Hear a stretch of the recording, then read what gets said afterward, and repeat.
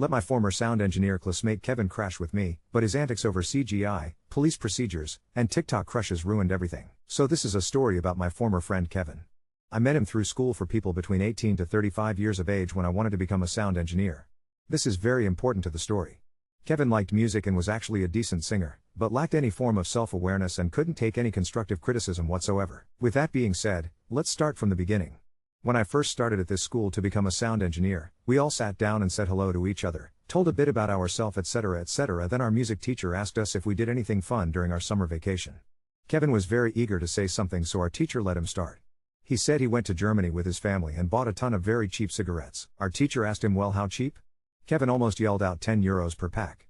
Most of us laughed a bit and asked him if he knew what the exchange rate was. Kevin sat dumbfounded and asked, what's that? My teacher then asked, do you know what exchange rate means? Kevin of course said no. He was then told about currency and what the exchange rate is.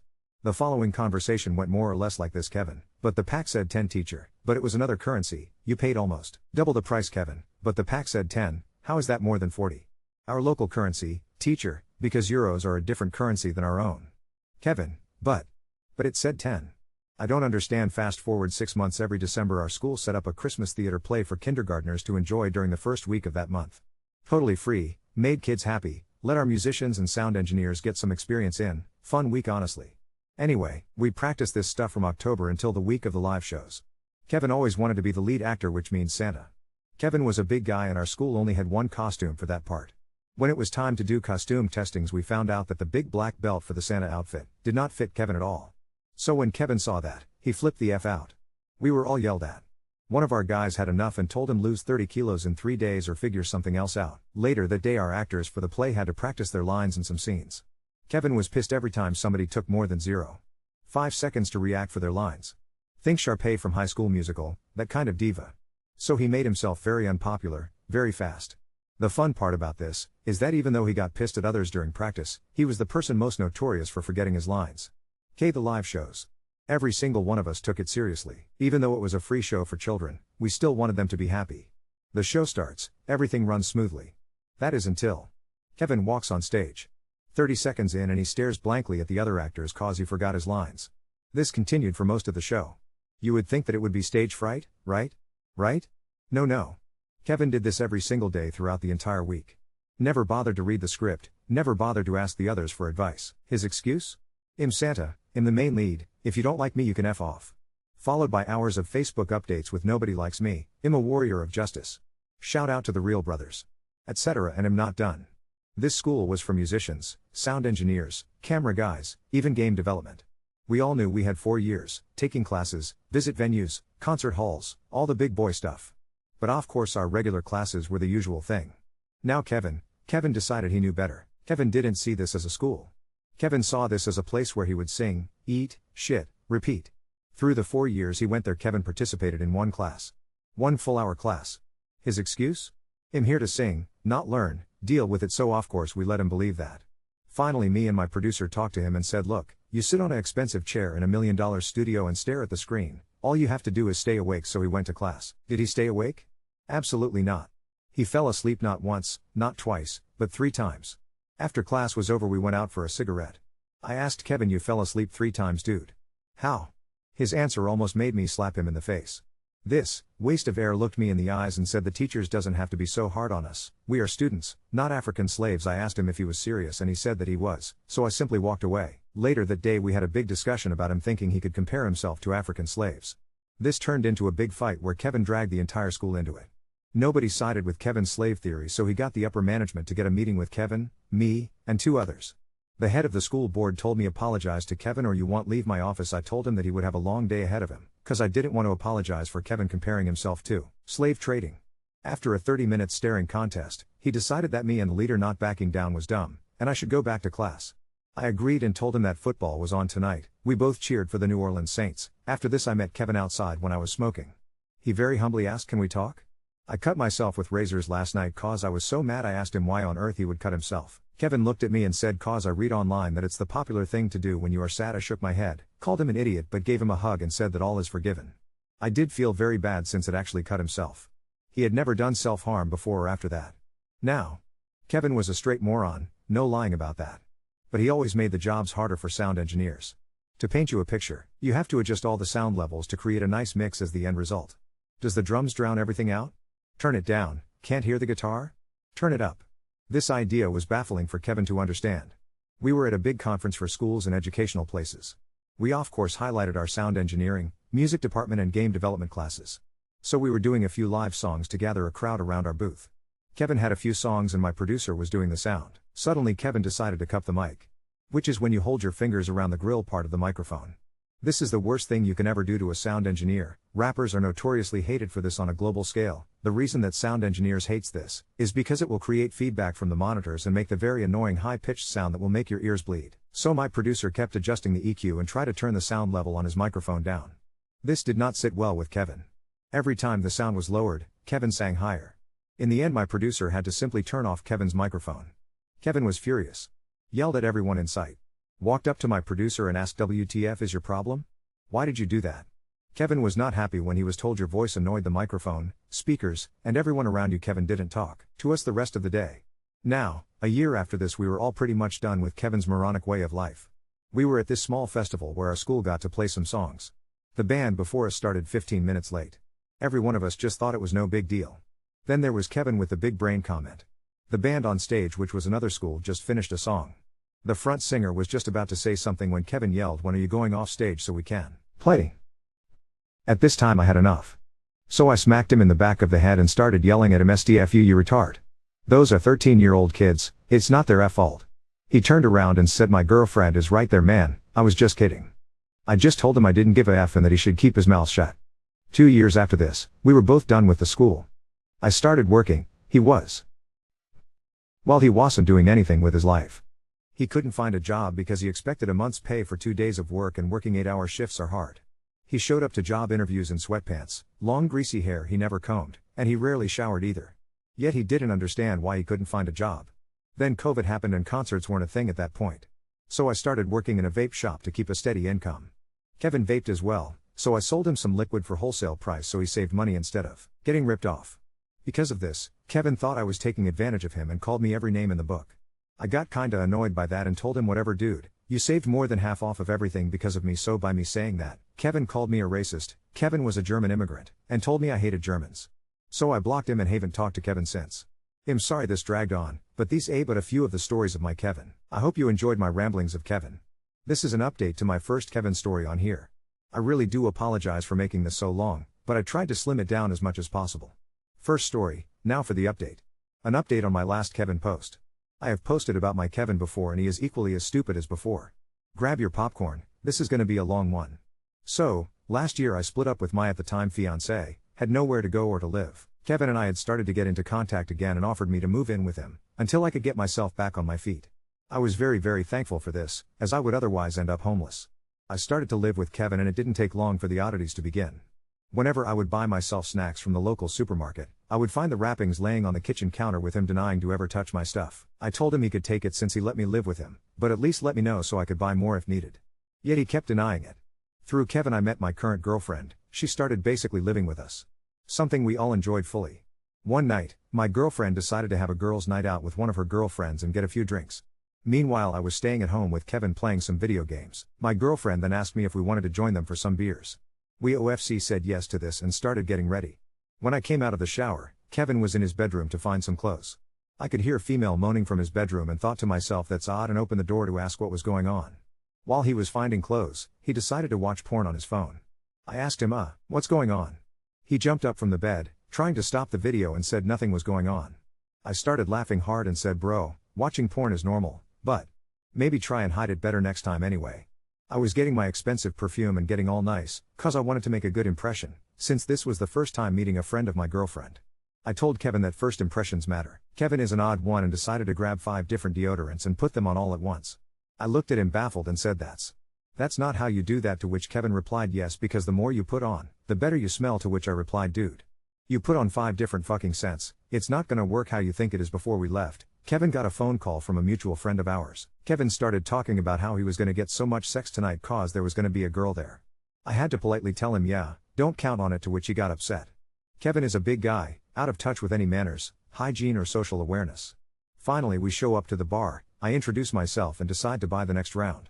Meanwhile, Kevin is trying to slide across the floor to follow me, knocking over chairs and generally seems way too hyped up. I told him to behave and calm down and to stop knocking shit over. We get back to the table and my girlfriend, her friend and me starts to talk about any and everything. Kevin sat quietly and got more and more annoyed as the night went on. He had only said 2 things to this woman the entire night and didn't understand why he wasn't making any progress in regards to getting with my girlfriend's friend. After some hours the girl decided to go home, so me, Kevin and my girlfriend decided to head back to our place as well. When we got home, he complained about how he didn't understand why she wasn't in love with him or wanted to come home with us. I tried telling him that 1, he didn't talk to her all night and just sat and stared at her all night while looking annoyed, and 2, she had a boyfriend, he would have known that if he listened to anything being said. Fast forward to movie night. Me, my girlfriend and Kevin was watching a movie called The Meg. Spoiler alert, it's about a prehistoric huge shark. While we were watching it, Kevin said I bet it's CGI and not an actual megalodon. I responded given how they've been dead for a few million years, I think you're right. It never crossed his mind that an extinct animal was made via CGI.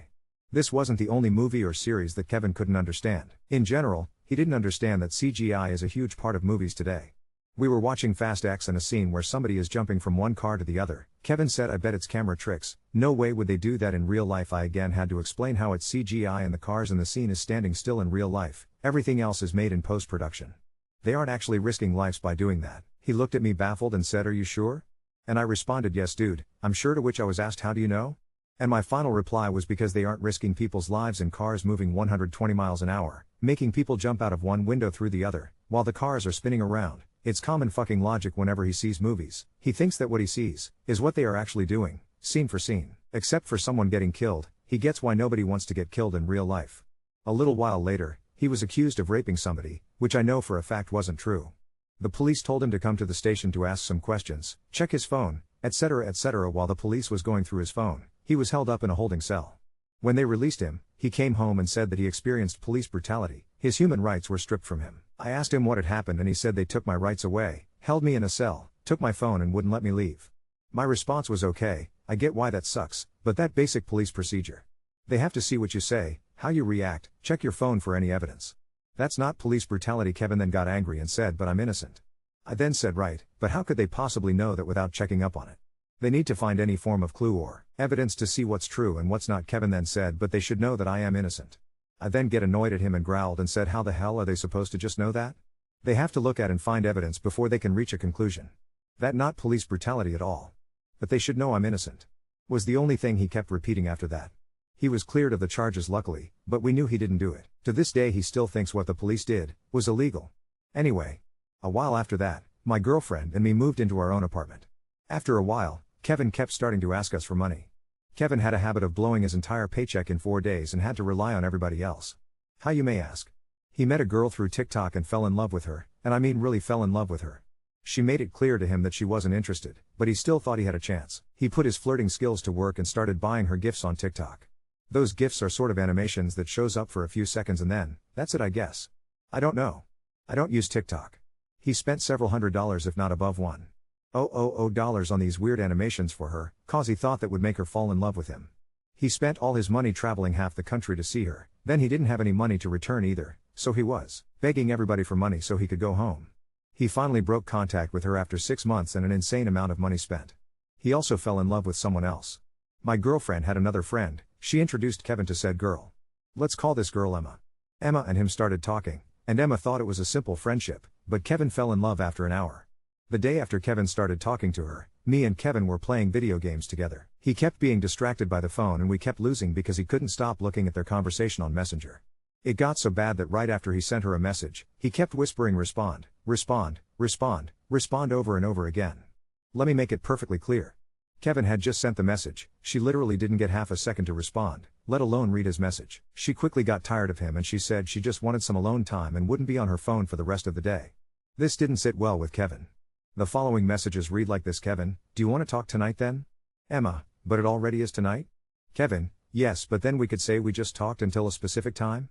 Emma, I just want some alone time. Kevin didn't understand what he did wrong, he still doesn't to this day. Kevin has been single for years and the slightest form of contact with a woman, he takes as flirting. I got way more to tell about Kevin, but this has already gotten too long. I apologize for the long read. Now on to second story. Called out my sister-in-law's lies at my Christmas party, and now my brother's marriage is hanging by a thread. I, 26F, hosted a big Christmas party at my house last weekend, And what was supposed to be a fun evening spent celebrating as a family turned into a bit of a shit show, all because of my sister-in-law Hannah, 31F. Now, for some context, my wife Jess, 28F, and I got married this past September. We wanted to keep the wedding small and intimate, so the decision was made that the wedding would essentially be child-free, with an exception for my half-sister, 16F, since she's an older kid and I had asked her to be one of my bridesmaids. Back when my brother Alex, 30M, and his wife Hannah had RSVP'd for the wedding, I made sure to call and remind them that, sadly, their baby couldn't come with them because it's child-free. I also want to mention here that I had told them about this back when we went to visit my brother and his family in the summer. Anyway, while on the phone, they said they hadn't forgotten and they had already planned for Hannah's mom to babysit. However, when the day of the wedding came, Alex and Hannah showed up with, you guessed it, my then 8-month-old nephew. I'll be honest and admit that I'm kind of a pushover, and I didn't want to make a scene on my wife and I's special day, so I regrettably let it go. We got about 2 minutes into the ceremony before extremely loud screaming and crying from my nephew began. The worst part was that they tried to ignore it at first, for about another 2 minutes, before Hannah finally excused herself and him. Unfortunately, she couldn't go into another room because we were on a beach. At first she just tried to walk further down the beach, but the crying could still be heard loud and clear, so she eventually walked back to their car and later decided that her and my nephew would go home and not stay for the reception, and only my brother Alex would stay. Fast forward to the Christmas party. Everything was perfect until Alex, Hannah, and nephew show up, after she had reached out a month prior to tell me they wouldn't be coming at all and would be spending time with her family. I was annoyed and decided to pull them aside when I went to greet them and asked why they didn't tell me they were coming, because I honestly didn't make enough food to feed 2 more people for dinner, not to mention I had nothing for their son. Alex gave me a confused look and asked why I thought they weren't coming, and when I told him the reason why, all hell broke loose. Alex obviously questioned Hannah as to why she would do this, and her response was to immediately, and loudly, accuse me of lying and of hating my nephew. Obviously this got the attention of the room and everyone stopped and turned to look at us like something out of a movie. He then asked why she would think I hate their son, especially considering I agreed to change the policy to allow him to come to the wedding. Which, as you already know, I did not do. I quickly told Alex that wasn't true and explained myself and my reasoning behind my choice, that it wasn't personal, and that I of course love my nephew. I reminded them that I was super cool about the crying and never said anything, even when I probably should have.